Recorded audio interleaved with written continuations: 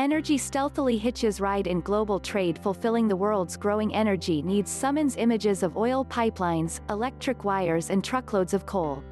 But Michigan State University scientists show a lot of energy moves nearly incognito, embedded in the products of a growing society. And that energy leaves its environmental footprint home. In this month's journal Applied Energy, MSU researchers examine China's flow of virtual energy, the energy used to produce goods and products in one place that are shipped away. What they found was that virtual energy flowed from less populated, energy-scarce areas in China's western regions to booming cities in the energy-abundant east. In fact, the virtual energy transferred west to east was much greater than the physical energy that moves through China's massive infrastructure investment, the West to East Electricity Transmission Project. China is a powerful model of energy use, having surpassed the United States. In 2013, nearly 22% of global energy use occurred in China. Conserving energy and managing its accompanying environmental impacts are a growing concern across the world, and it is crucial to take a holistic look at all the ways energy is used and moved, said Jiangguo, Jack, Liu, Rachel Carson Chair in Sustainability of MSU's Center for Systems Integration and Sustainability, CSIS. Only when we understand the full picture of who is producing energy and who is consuming it in all its forms can we make effective policy decisions. Virtual energy is considered critical to avoiding regional energy crises since commodities traded from one location to another include virtual energy. This means the importing area can avoid expending the energy to produce the imported commodities.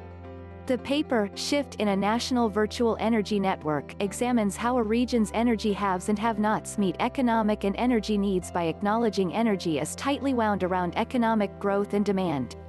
The researchers are first to focus on energy use after the 2008 global financial crisis, seeing how economic desperation can have a big, not always obvious, impact on energy, and the pollution and environmental degradation that can accompany its use. China, like a lot of places across the globe, has an uneven distribution of energy resources, and China also is developing quickly, said the article's first author Zhangqi Xu, an MSU CSIS PhD student. We wanted to understand the true paths of energy use when economic growth kicks into gear after a financial crisis.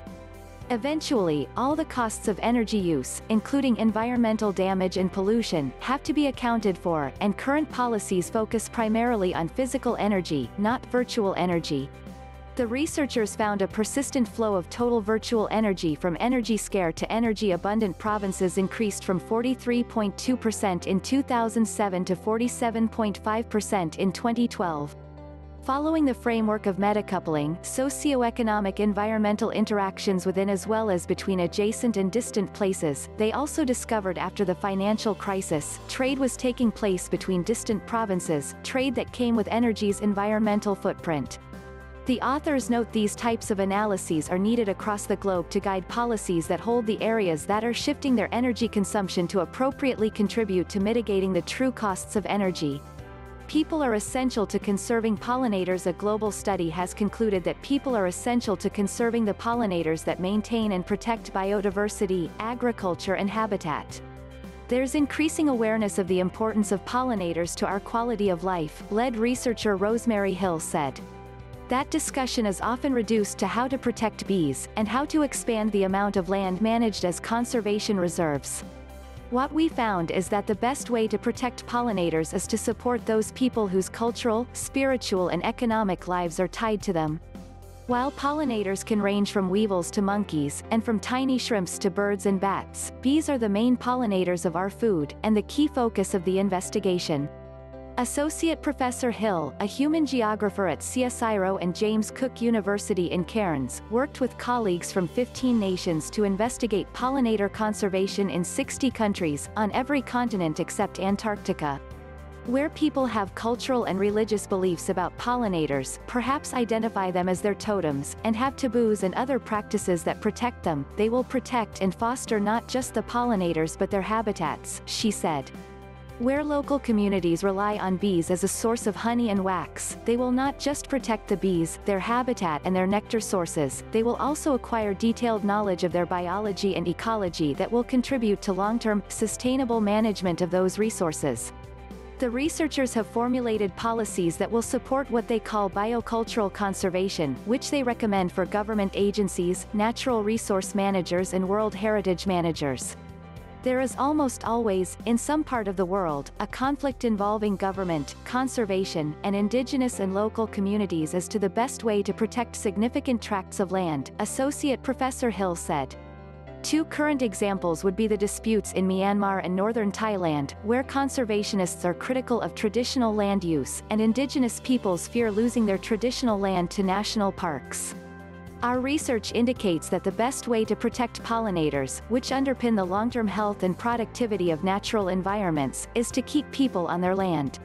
The policies recommended are requiring prior informed consent from traditional owners for conservation and development, securing customary tenures, strengthening indigenous and community-conserved areas and other traditional governance that supports pollinators, supporting knowledge co-production activities, promoting heritage listing, fostering livelihoods based on beekeeping, promoting food sovereignty. New study uses big data to analyze the international food trade as the world population swells. The inequitable distribution of food around the globe is prompting profound moral questions. Is the unequal distribution of food in rich and poor countries, for instance, merely a consequence of geography, with rich countries having more fertile lands? Or are food shortages in some countries a function of socio-economics and inequalities in international food trade? And since the United Nations Universal Declaration of Human Rights states that everyone has a right to an adequate level of food, what can be done to ensure that food is distributed internationally in ways that mitigate world hunger and malnutrition? In a study published February 27 in the journal Bioscience, a team of environmental scientists seeks to answer these questions by analyzing the role of trade in distributing food internationally and to what extent this has benefited or hindered the human right to food. The study, Food Inequality, Injustice, and Rights, looks at international food trade and whether it enhances or erodes equitable access to food across the planet. The researchers analyzed annual United Nations data on international food trade from 1986 to 2010 in nearly 180 countries, and focused on 266 commodities such as rice, wheat, maize, and soybeans as well as animal products. This study shows that trade plays a very important role in distributing food more equitably across the planet, from countries with high production like the United States and Brazil to nations with more limited agricultural resources like Japan and Middle Eastern countries, says Kyle Davis, a postdoctoral fellow with the Data Science Institute and co-author on the paper. Reported by ministries within each country, the United Nations data provide information on the exporting country, the importing country, and the amount of each commodity flowing between them. By combining all of these linkages, the researchers were able to develop a network of international food trade for each commodity and each year. And by assessing how these networks redistribute food across the planet, and comparing this with a hypothetical world in which no trade occurred, Davis and his collaborators were able to examine whether rights to adequate food were closer to being met under globalization through food trade. In a key finding, the authors maintain that international food trade makes for a more equitable distribution of food to the world, ensuring that places with large populations or with limited agricultural resources such as arable land and water can obtain the food they need. While we've shown that, in most cases, enough food supply reaches countries because of international trade, says Davis, we still hope to better understand how that food gets spread among a nation's population and how we can ensure that lower-income communities can obtain nutritious food as readily as wealthier people. In addition to Davis, the team who worked on the paper include lead author Paolo Dodorico at the University of California, Berkeley, Joel Carr at the University of Virginia, Jampel Delangelo at Vrije Universiteit Amsterdam, and David A. Siekel at Umeå University, Sweden. This is the third paper that Davis has co-authored since being named a DSI postdoctoral fellow in 2018. He co-authored a paper in Environmental Research Letters on how irrigation can expand to meet the food needs of the growing world population, and contributed to a paper published in Science of the Total Environment on the energy use and greenhouse gas emissions of grain production in India. As a result of his research and publishing success, Davis also recently received the 2019 Water Young Investigator Award from the journal Water. Being a postdoctoral fellow at the Data Science Institute has given me the time, resources, and intellectual freedom I need to research and publish in a field, sustainable food systems, about which I am deeply passionate, says Davis. It is my hope that all of this work can contribute to improving the physical and economic access to food for the world's vulnerable populations while preserving our planet. Forests, carbon sinks cannot make up for delays in decarbonizing the economy. Experts argue to stabilize the Earth's climate for people and ecosystems, it is imperative to ramp up natural climate solutions and, at the same time, accelerate mitigation efforts across the energy and industrial sectors, according to a new policy perspective published today in Science. Among their findings, the researchers warn that a 10-year delay in emissions reductions from energy and industry could this century result in emissions that negate the net potential emissions reductions benefit of natural climate solutions. Natural climate solutions, such as enhancing carbon sinks from forests, agriculture and other lands, come with a host of benefits like improved forests, croplands, grazing lands, and wetlands. The paper, co-authored by scientists and climate experts at the Carey Institute of Ecosystem Studies, Columbia University, KEPO's Capital, Princeton University, University of Aberdeen, Stanford University, and World Wildlife Fund (WWF), underscores that natural climate solutions alone are not enough to meet the Paris Agreement and must be paired with rapid efforts to decrease emissions from the energy and industrial sectors. This is not an either-or situation. We need to be actively pursuing all possible solutions in all possible places, said co-author Christopher B. Field, a climate scientist who directs the Stanford Woods Institute for the Environment.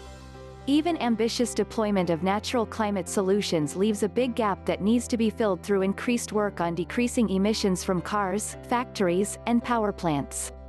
By maximizing natural climate solutions and energy mitigation, we can improve forests and habitat, reduce the risk of wildfires, and decrease air and water pollution, thus improving human health and well-being as well as the health of our planet, said Krista M. Anderson, lead author and research fellow with the World Wildlife Fund (WWF). To reduce cumulative emissions and peak warming, the policy paper underscores that the solution will require policy mechanisms and incentives that support natural climate solutions and a major increase in mitigation efforts across the energy and industrial sectors.